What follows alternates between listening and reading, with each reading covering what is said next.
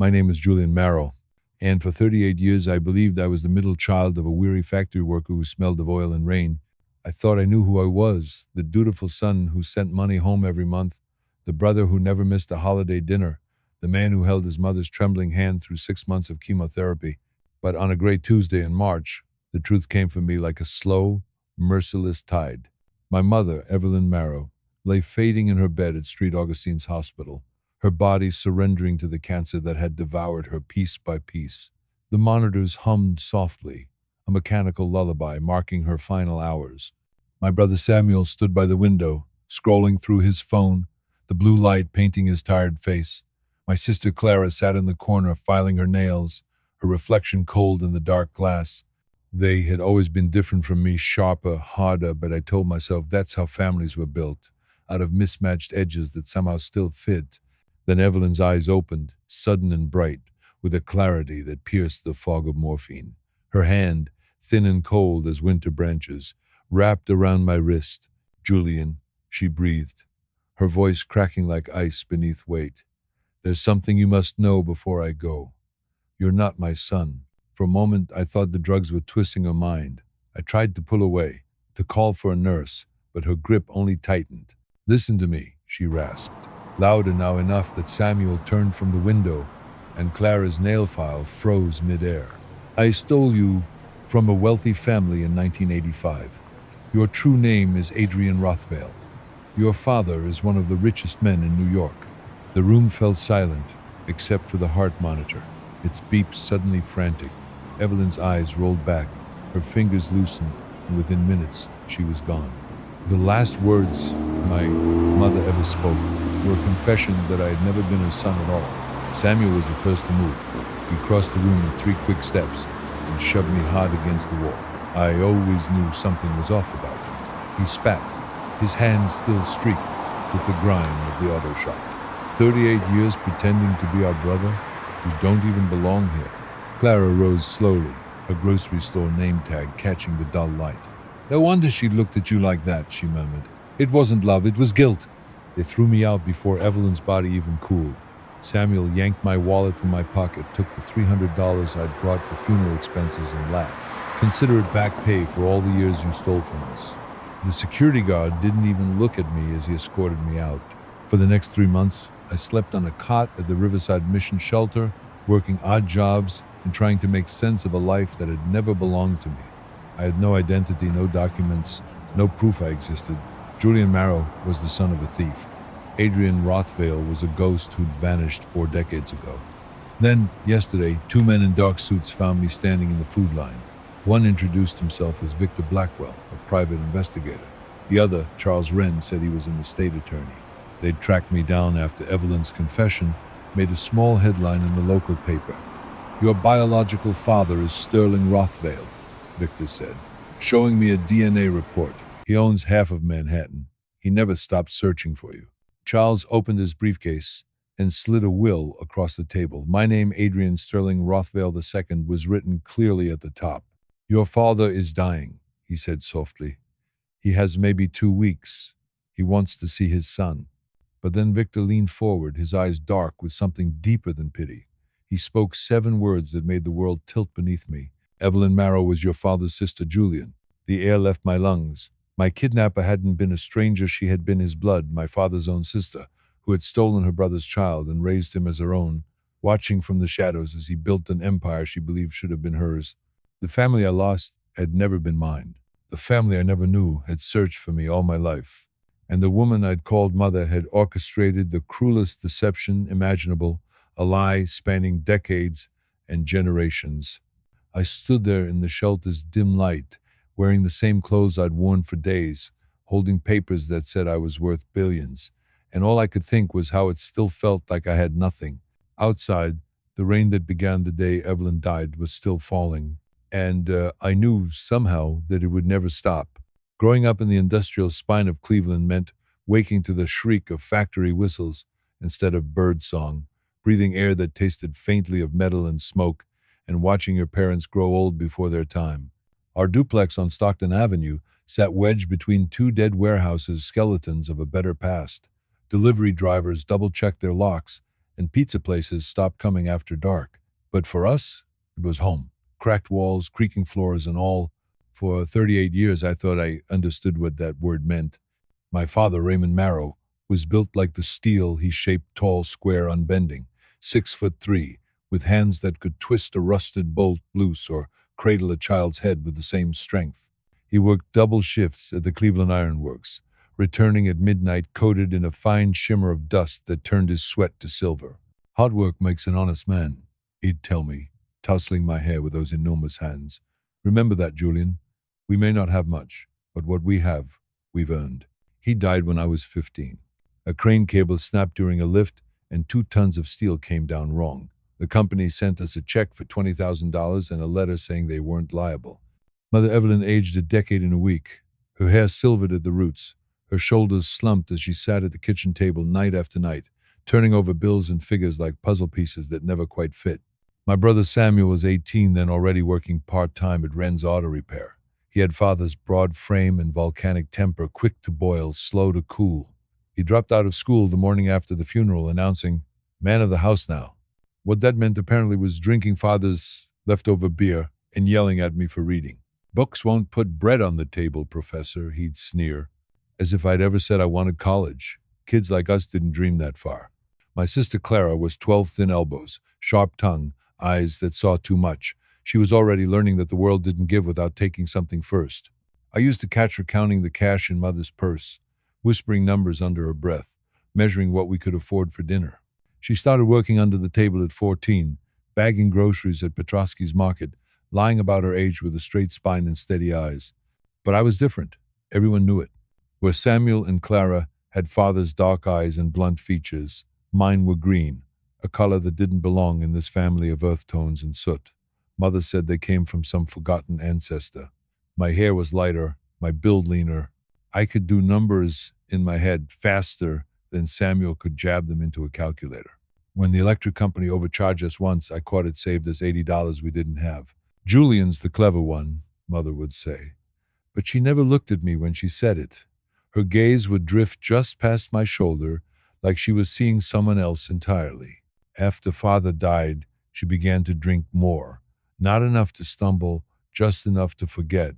And sometimes when the wine loosened her guard, she would reach out and touch my face as though testing whether I was real. "You look just like," she'd begin, and then stop herself. "Your grandfather." Yes, he had those same eyes. But even then, I could feel it, that hesitation, that fracture in her voice. The lie living just beneath her tongue. By the time I turned 16, I had become the family accountant by default. Every Sunday evening, I'd sit at our scratched kitchen table under the hum of a flickering bulb, Evelyn's checkbook open before me. I'd map out the week's survival, deciding which bills could wait, which ones might forgive a delay, and which collectors needed another promise whispered down the phone line. Samuel resented it, said I acted like I was better than the rest. Clara called me Mother's favorite, but her voice carried no warmth when she said it. Evelyn's affection was never tender. It was careful, distant. She treated me like a piece of porcelain, something she couldn't bring herself to hold too tightly, for fear it might break and reveal what was hidden inside. After high school, I found work at the Thurman Distribution Center, stacking pallets until my shoulders ached and my fingers split. 15 years later, I was a warehouse supervisor. The pay was steady, unremarkable, but enough. Every month I sent home $500. Evelyn would take it with that same faraway look. "You're a good son," she'd murmur. But even then, it sounded like a line rehearsed too many times. When she fell ill, it came without warning, the kind of sickness that darkens a room even before the diagnosis arrives. Pancreatic cancer. Fast, cruel, merciless. I was the one who took time off to drive her to the hospital, to sit through the quiet torture of waiting rooms that smelled of bleach and despair. Samuel said he couldn't leave the garage. Clara claimed she couldn't risk her promotion at the market. So it was me, always me, sitting beside her as the drip of chemotherapy echoed in the silence, praying the poison would destroy the disease before it destroyed her. The morning she died, we gathered in the small room at Street Augustine's, the same one where the machines hummed and the rain tapped against the window. Samuel muttered about missed work. Clara scrolled through her phone, the blue light painting her face an indifferent hue. I sat by Evelyn's bed, watching her shallow breaths, and for reasons I couldn't explain, felt like I was losing someone I'd never really known. Looking back, I realized I was right. He never knew Evelyn Marrow, and she made sure I never knew myself either. Her confession shattered the room like glass beneath a hammer. As the monitor flattened into a single endless tone, nurses rushed in, but all I could hear were her final words repeating in my head, "You're not my son." Samuel grabbed my shoulder and spun me around, his face twisted red, veins rising like ropes in his neck. "What did she just say?" he demanded. "Did she just say you're not her son?" The nurses pushed us into the hall, but we already knew she was gone. Clara stood against the wall, her mouth half open, staring at me as though seeing me for the first time. "She stole you?" she whispered. "From a billionaire?" Samuel's eyes darkened. He shoved me hard against the vending machine, the metal rattling. "I knew it. I always knew something was wrong with you. The way you talk, the way you act all high and mighty with your numbers and clean hands. You were never one of us." "Samuel, I didn't know," I said, my voice breaking under the weight of it. "How could I have?" Clara's fingers flew across her phone. "Sterling Rothwell," she murmured. "Holy God, look at this. He owns half of Manhattan. His company's worth billions. It says here his son was kidnapped in 1985 and never found." She looked up at me, then her expression, a mixture of disbelief and disgust. "That's you," she said. "You're the stolen child." A doctor emerged to pronounce Evelyn dead, but my siblings barely noticed. Their attention was fixed on me now, circling closer like wolves catching scent of something weak and wounded. 38 years, Samuel growled. 38 years of her feeding you, clothing you, keeping a roof over your head, and you weren't even hers to raise. "She was my mother," I said quietly.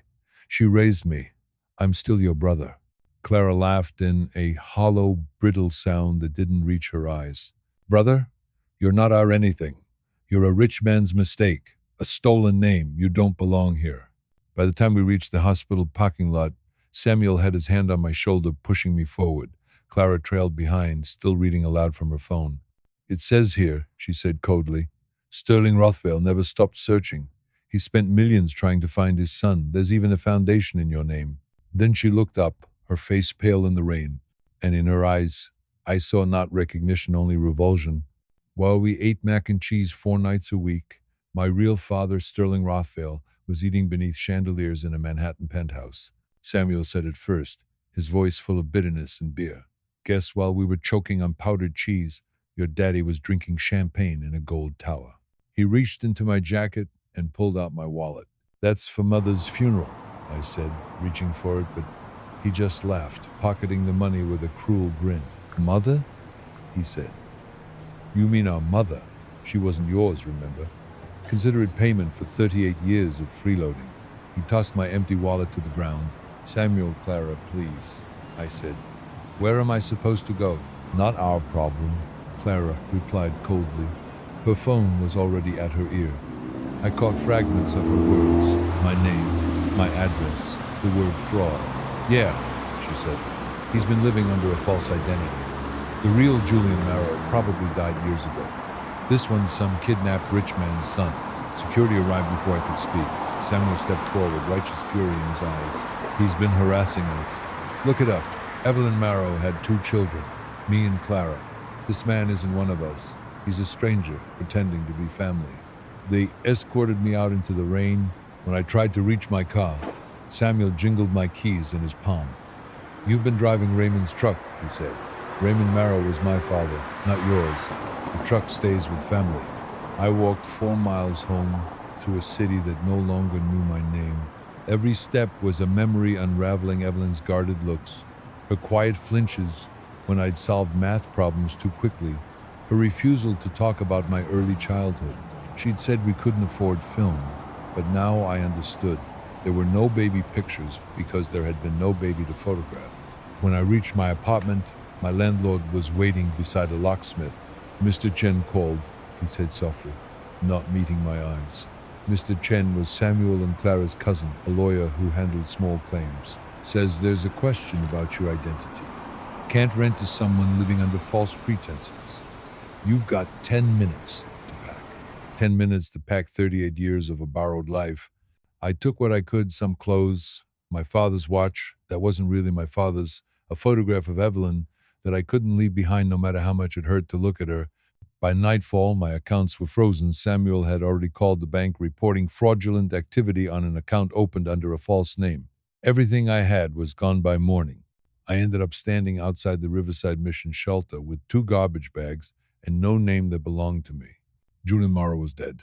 Adrian Rothwell was a ghost, and I was the hollow space between them, a man without a family, without a history, without a single document to prove I had ever existed at all. 3 months in that shelter taught me things no life should have to learn. That rock bottom has a basement, and that basement has a subfloor no one talks about. I went from warehouse supervisor to day laborer, hauling furniture for cash, scrubbing out foreclosed homes, scraping by on what strangers threw away. My hands, once soft and clean, grew cracked and bloodied. I learned which convenience stores tossed food that was still good, which churches offered meals without a sermon, and which alleys to avoid after midnight. The man who used to balance ledgers was now counting coins under a flickering streetlight. And every night, as I lay on a cot, surrounded by strangers, I wondered if the rain outside was still falling for me or if it had finally moved on. Thursday afternoon began like all the others, a blur of hunger and silence. The air inside Burke Lakefront Shelter carried the scent of bleach, sweat, and hopelessness. I stood in line, tray in hand, my eyes fixed on the stained tile floor. The man in front of me argued over an extra scoop of macaroni. The woman behind me reeked of bottom-shelf vodka and regret. After 3 months there, I'd learned the first rule of survival: be invisible. Then I heard it, my name, spoken like a ghost pulled into daylight. Christopher Rothwell? 2 men in suits, worth more than my entire life, stood beside me. The line went silent. Men like them didn't come here unless someone had died or someone was being dragged away. The older one extended a card. Roger Blackstone, private investigator. His voice was calm, precise. This is Anthony Corville, an estate attorney. We've been looking for you. I almost laughed. If this is about Dennis or Marlene claiming I owe them money, I don't have anything left to take. Corville's eyes softened. It's about your father, Mr. Rothwell. Your biological father, Sterling Rothwell. The name hit like cold iron. My tray trembled. I set it down before it fell. Blackstone held up a small evidence bag. Inside it, a paper coffee cup. DNA from the cup you threw out on Euclid Avenue. We've been searching shelters, hospitals, churches. Your mother's confession made the local news. It didn't take long after that. I wanted to walk away. I wanted to wake up. But instead, I followed them. The Marriott's glass walls overlooked Lake Erie, calm and vast, so unlike the storm in my chest. Corville opened the leather briefcase and fanned out papers across the gleaming table. Birth certificates, DNA reports, faded photographs, a baby with green eyes, a smiling woman with my same hair, a man whose jawline matched mine perfectly. Your father, Blackstone said, sliding a recent photo toward me, is Sterling Rothwell, founder of Rothwell Real Estate Holdings, 43 commercial properties across Manhattan, estimated worth $2.4 billion. I stared at the old man in the photograph. Even dying, he radiated presence.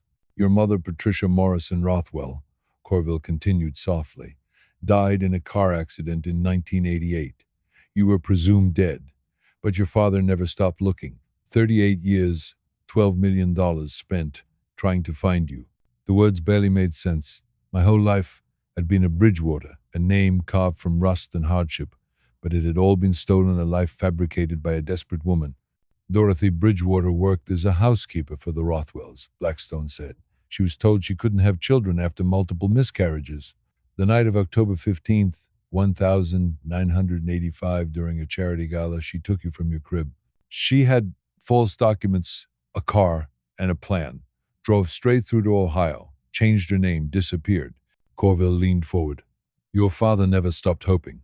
When Dorothy's name surfaced in a confession last month, we matched her statement to an old missing child case. Your DNA confirmed everything. I sank into the leather chair. Why now? Why me?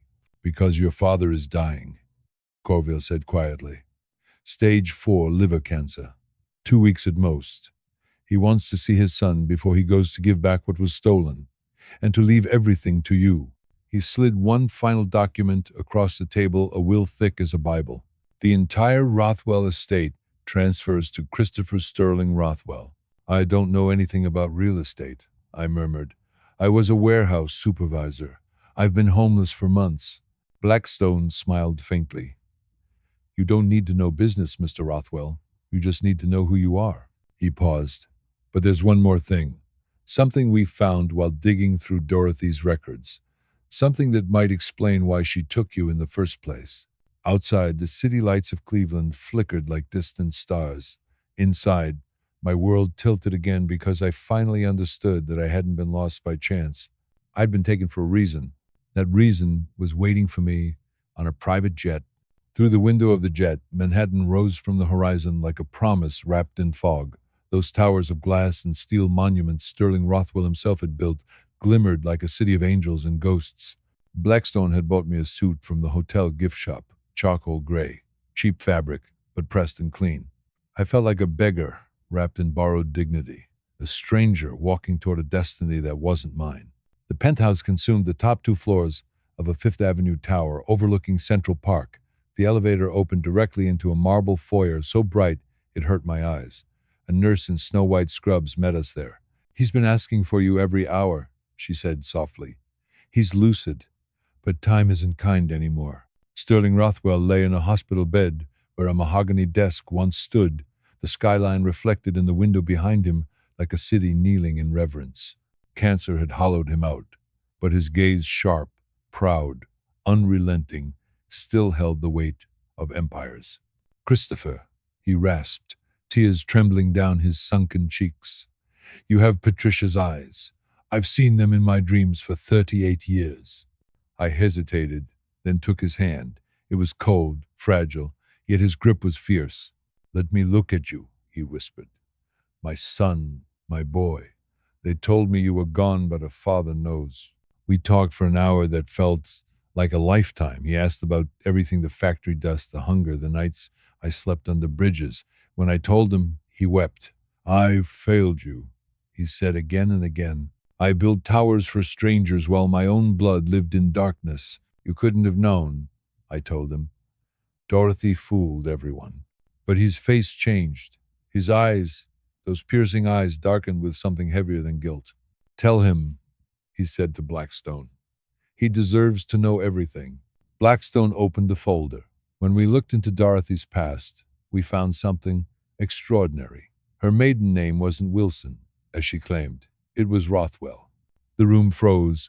The machines hummed softly. The nurse stopped moving. I looked from Blackstone to Sterling, who was trembling now, not from illness, but revelation. She was my sister, he whispered. My half-sister. My father's sin. Blackstone continued, his voice low. Sterling's father, your grandfather, had an affair with a housekeeper in 1955. Dorothy was the child of that scandal. The family paid the woman to disappear. Years later, Dorothy discovered the truth. She came demanding recognition, but the elder Rothwell silenced her with $50,000 and legal threats. She signed papers swearing she'd never return. Sterling coughed, his bitterness cracking through. But she did return, under a false name. She became a housekeeper in my home, my own sister, watching me live the life she believed was stolen from her, watching me love Patricia, watching you grow. Blackstone opened a worn leather journal. We found this in her apartment. He read aloud, voice echoing like a verdict. Sterling has everything because he was born on the right side of the sheets. His son will inherit billions while my children get nothing. But if I take the boy, raise him as my own, he'll still get everything eventually. Through me, I'll be his mother. I'll be the one he loves. Sterling's voice broke. She didn't just steal you from me, Christopher. She stole you from her own blood. He said, frozen. But Harold, Dennis, Marlene? Harold was from a previous marriage, Blackstone said. Dorothy couldn't bear children. Dennis and Marlene were his. You were the one she took to hide in plain sight. Sterling began coughing again, red flecks on his lips. The nurse moved forward, but he waved her away. His breath rattled. 2 things, he managed, gripping my hand. First, everything I own is already yours. As of this moment, you are worth $2.4 billion. He pulled me closer, his voice a whisper on the edge of death. Second, Dorothy wasn't working alone. That journal, she mentioned others, other housekeepers, other stolen children. Find them, Christopher. Bring them home. 2 weeks later, I buried him under a sky as gray as steel. The city paused that day. Even the wind seemed to mourn him. At the funeral, amid marble statues and men in black coats, Dennis and Marlene appeared clumsy in borrowed clothes, their eyes darting like thieves in a cathedral. Brother, Dennis began, his voice oily. We were emotional mom's death. The shock. My security stepped forward. Good riddance, he'd said. Maybe you believed it. Maybe you needed to. 6 months later, I stood in the office that had once belonged to Sterling Rothwell, staring out at the Manhattan skyline as snow began to fall. The city that once felt like another planet now bore my name on 3 towers. The leather chair behind his desk still smelled faintly of his cologne, and sometimes, out of habit, I caught myself turning to ask him something before remembering he was gone. The first thing I did with the inheritance was write 2 checks for $50,000 each, one to Dennis, one to Marlene. My lawyers thought I'd lost my mind. They have no legal claim, Corville reminded me. They treated you like garbage. It's not about them, I said, signing the checks. It's about me deciding who I want to be. Dennis cashed his before the ink dried. Marlene sent hers back, shredded into tiny white confetti, with a note that read, I hope you choke on your billions. I had my assistant frame it. It hangs in my private bathroom, a reminder that money doesn't dissolve hatred, it just magnifies what was already there. The Burke Lakefront Shelter received an anonymous $10 million donation on a gray Thursday afternoon, exactly 6 months to the day after 2 men in suits found me standing in their food line. I delivered the check myself, wearing the same clothes I'd worn as a resident. Mrs. Holstead, the director who once slipped me extra blankets on freezing nights, recognized me instantly. Nathan, she whispered, then caught herself. I'm sorry, Christopher, right? Nathan's fine, I said. Nathan was the man you helped when he had nothing. Christopher's just the name that signs the checks. When she saw the number, she broke down sobbing. This will keep us running for 20 years, she said. We can finally expand, add job training, mental health support. Good, I told her. Because I'll need your help with something bigger. 3 months later, the Patricia Rothwell Foundation was born with a $100 million endowment and one mission: find the other stolen children Dorothy's journals had hinted at. Blackstone, now my foundation director, uncovered the first pattern. Between 1,980 and 1,990, 17 wealthy families had reported missing infants who were never found. In 12 of those cases, a housekeeper and nanny had abruptly vanished. Dorothy's journals mentioned 3 other women, Linda, Susan, and Marie. 8 months later, we found the first one. A man named Michael Thompson in Detroit learned he was actually Michael Pearson, heir to a pharmaceutical empire. His mother, Linda, had died 5 years earlier, taking her secret with her. We reunited him with his father, who had spent 35 years believing his son had drowned. The second case made national news. Susan had raised her daughter Jennifer in rural Kentucky, scraping by on welfare, while Jennifer's real parents searched the world for her. Their reunion played on every major network: tears, embraces, disbelief, and the quiet ache of a life rewritten. But it was a third case that shattered me. Marie hadn't stolen one baby, she'd taken twins. She sold one to a desperate couple in Canada and raised the other herself in Phoenix. When we found them, the twins were 29. They'd grown up 300 miles apart, always sensing something missing but never knowing what. 14 months after Sterling's death, Dennis tried suing me emotional damages, he claimed.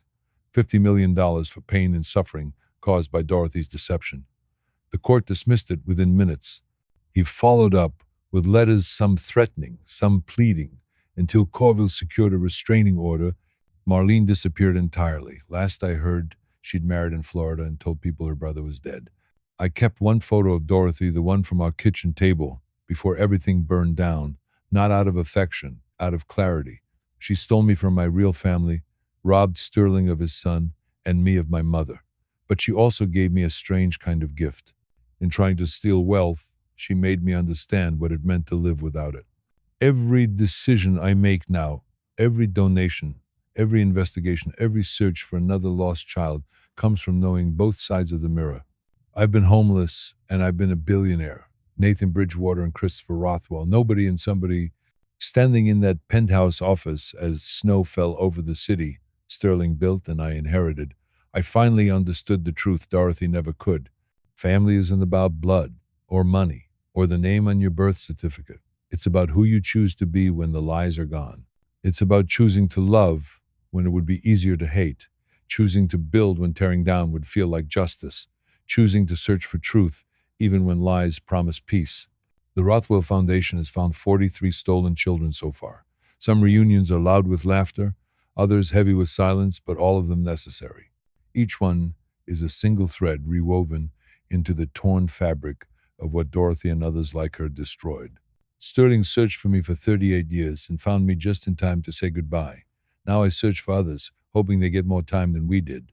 Sometimes I dream of Dorothy. I ask her if it was worth it stealing me, raising her brother's son in a life of borrowed hunger. Did pretending I was hers fill that hollow place where recognition should have lived? She never answers. She only looks at me with eyes full of guilt and grief, as if she finally